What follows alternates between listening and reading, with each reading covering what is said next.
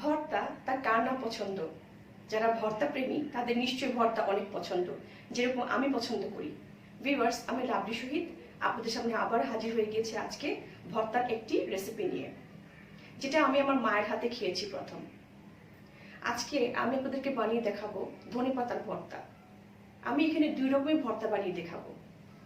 আপনারা হয়তো ধনেপাতার ভর্তা ব্লেন্ডারও করে খেয়েছেন, শিলে পিষেও করে খেয়েছেন।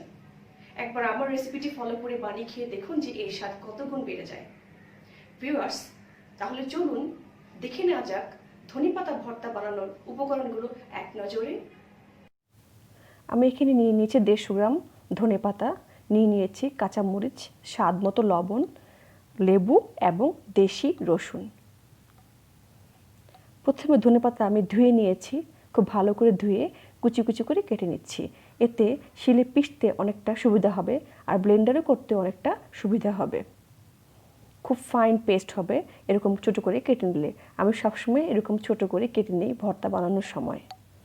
কাটা শেষ হয়ে গেছে, আপনারা দেখতে পাচ্ছেন আমি 1 ইঞ্চি পরিমাণ বড় বড় করে কেটেছি। চলে যাচ্ছি চুলায়।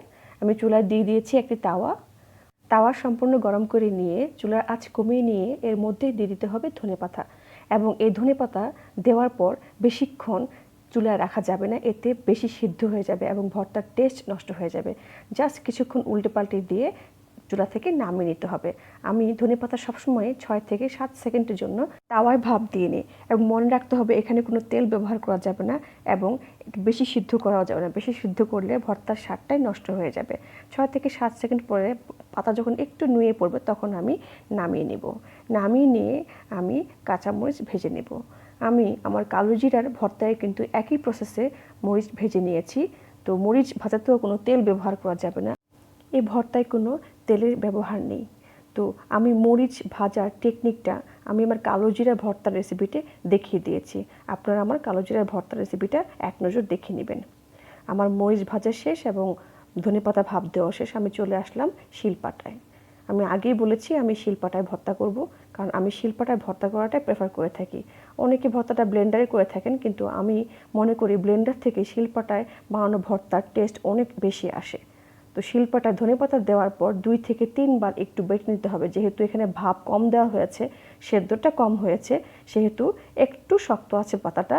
তো এই অবস্থায় কিন্তু ভর্তাটা মজা হয়। 2 থেকে 3 বার বেটে নিতে হবে। তো আমি বেটে নিচ্ছি 2 থেকে 3 বার। আরেকটি কথা মনে রাখতে হবে, ভর্তা বাটার আগে ধনেপাতা থেকে পানি 50% বের করে ফেলে দিতে হবে।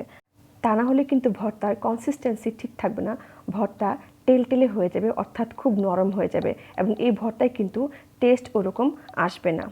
তো এরকম করে কয়েকবার বেটে নিতে হবে। ভর্তা যত মিহি হবে বাটা, ভর্তার টেস্ট ততই বেড়ে যাবে। তো আমি বেটে নিচ্ছি। আপনারা দেখতে পাচ্ছেন ভর্তার যে কালার, অসম্ভব সবুজ, দেখলেই মনে হয় খাই, এরকম মনে হয়। যে কারো খেতে মন চাইবে এই সবুজ ভর্তা, পুষ্টিগুণে ভরপুর সবুজ ভর্তা। এই পর্যায়ে দিয়ে দিতে হবে ভেজে রাখা মরিচ, যেটা আমি তেল ছাড়া ভেজে রেখেছিলাম। মরিচটা দিয়ে আরও 2 থেকে 3 বার বেটে নিতে হবে। মরিচ বেটে পাতার সাথে মিশিয়ে নিতে হবে এবং এ পর্যায়ে দিয়ে দিতে হবে রসুন। জি হ্যাঁ দর্শক, কাঁচা রসুন। আমি আমার সমস্ত ভর্তায় কাঁচা রসুন ব্যবহার করি, যে কারণে আমার ভর্তার টেস্টটা কিন্তু অসাধারণ হয়। যারা খেয়েছে একমাত্র তারাই বলে যে না, সব জায়গা থেকে আপনার ভর্তাটাই বেশি ভালো, আপনার বানানো ভর্তাটাই বেশি ভালো এবং বেস্ট মনে হয় আমাদের কাছে। দর্শক, আমার এই কথার সাথে কাজের মিল রাখার জন্য আপনাদেরকেও আমার পুরো রেসিপিটি দেখে ভর্তা বানিয়ে খেয়ে দেখতে হবে আসলে আমার কথার সাথে আমার রেসিপির মিল আছে কিনা। তো আমি রসুন মিশিয়ে নিয়েছি। সব শেষে আমি দিয়ে দিব লবণ। এর কারণ হচ্ছে ধনেপাতা ভেজে নেওয়ার পর বা ভাপ দিয়ে নেওয়ার পর বা বেটে নেওয়ার পর এর কিন্তু পরিমাণ অনেকটাই কমে যায়। সো পরিমাণের উপর আপনার লবণটাও কিন্তু নির্ভর করে। ভর্তায় একটু লবণ বেশি দিতে হয়, আমি এখানে 1/2 চা চামচ দিয়ে দিয়েছি, কারণ নুন মরিচ চটটা তার নাম ভর্তা। আমি কিন্তু আমার কালো জিরার ভর্তার রেসিপিতেও সেম কথা বলেছি। তো লবণ দেওয়ার পরে আরও 2 থেকে 3 বার বেটে লবণটাকে খুব ভালো করে মিশিয়ে নিতে হবে। তো আমি বেটে নিচ্ছি 2 থেকে 3 বার। আমার ভর্তা বানানো অলমোস্ট শেষের দিকে। আমার ভর্তা কিন্তু খুব মিহি হয়েছে। আপনারা দেখতে পাচ্ছেন, আমি হাতে একটু নিয়ে দেখিয়ে দিলাম যে কতটা মিহি হয়েছে। আমার হাতে বানানো ম্যাক্সিমাম ভর্তায় আমি এরকম মিহি করে বানাই। ধনেপাতার ভর্তা একটি পুষ্টিগুণ সম্পন্ন ভর্তা।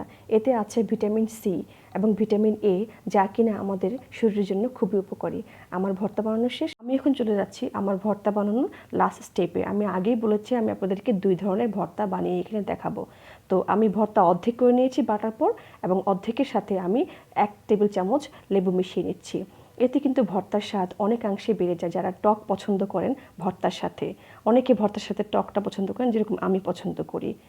তো তৈরি হয়ে গেল আমার 2 রকমের ভর্তা, ধনেপাতার ভর্তা। দেখতে কিন্তু অসাধারণ হয়েছে, অসম্ভব সবুজ লাগছে এবং পুষ্টিগুণেও কিন্তু অনেক ভরপুর, এবং লেবুতে রয়েছে ভিটামিন সি। প্লাসে প্লাসে আসলে প্লাস হয়ে গেছে এখানে। ভিউয়ার্স, আমার ধনেপাতার এই ভর্তাটি ফ্রিজে রেখে অনায়াসে 3 থেকে 4 দিন খাওয়া যায়। এর স্বাদ কিন্তু একটুও চেঞ্জ হয় না। তবে মনে রাখবেন, আপনি যে ভর্তায় লেবু মিশিয়েছেন সেটা কিন্তু 1-2 দিনই খেয়ে ফেলতে হবে। ওটা কিন্তু কালারটা চেঞ্জ হয়ে যাবে, ওই ভর্তাটা যেটা আমি লেবু মিশিয়েছি। আমার ভিডিওটি যদি আপনাদের ভালো লেগে থাকে তাহলে ভিডিওতে একটি লাইক দিবেন, কমেন্ট করবেন, শেয়ার করবেন, এবং আমার চ্যানেল নস্টালজিক কুকিং সাবস্ক্রাইব করবেন, এবং সাথে থাকা বেল আইকনে প্রেস করবেন আমার রান্নার নতুন নতুন ভিডিও দেখার জন্য। আজ এই পর্যন্তই। আগামীতে নতুন কোনো রেসিপি নিয়ে আপনাদের সামনে আবার হাজির হয়ে যাব। সে পর্যন্ত সবাই ভালো থাকুন।